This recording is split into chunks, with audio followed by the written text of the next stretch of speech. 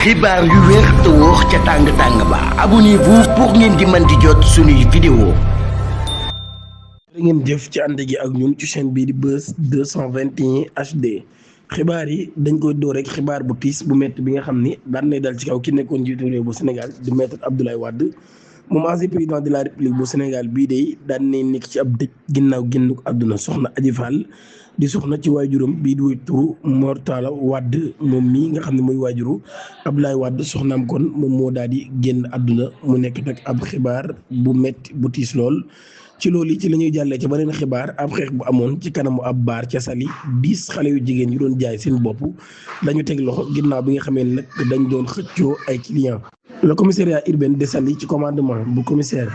Omar Mbaye daan nay déféré devant le procureur Augustin Yakhar Faye chef du parquet de Mbour fukki jigéen yoo xam nag ñoom ay travailleuses du sexe lañ ci mbir moomee ba tey nag daal bu ñu sukkandikoo ci C Jogola R Silla A Wade B John N.O. Kalou P Onos PA Julife G Eke M Asakewe et MD Diallo ñoom ñi la ñu teg loxo ngir violence et fois de fait réciproque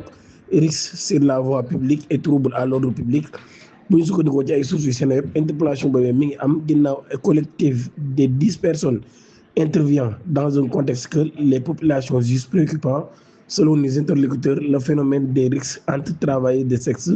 devant les boîtes de nuit loolu nag daal kon ak baar yi daan nay nekk loo xam ko récurrent la ci dernier moment yi ñu génn loolu ñu ci doon wane joxe ay spectacle ngir attirer ab clientèle enquête de plaisir face à cette situation police bu Saly ci boobu nag daan nay porter ab coup remarquable afin de parer au pire la suite d'altercations opposant des travailleuses du sexe dont des ressortissants étrangères fay nag mi ngi am le 13 août 2026 le commissariat a été saisi téléphoniquement d'une altercation en cours à l'entrée d'un bar dancing 6 à Saly aussitôt informé les policiers ci boppam daal di ñëw daal teg loxo ñi nga xam ne ñoom ñoo doon amal lu ni mel di ñaan ngeen abonné activer cloche notification bi te aimé vidéo bi jërë ngeen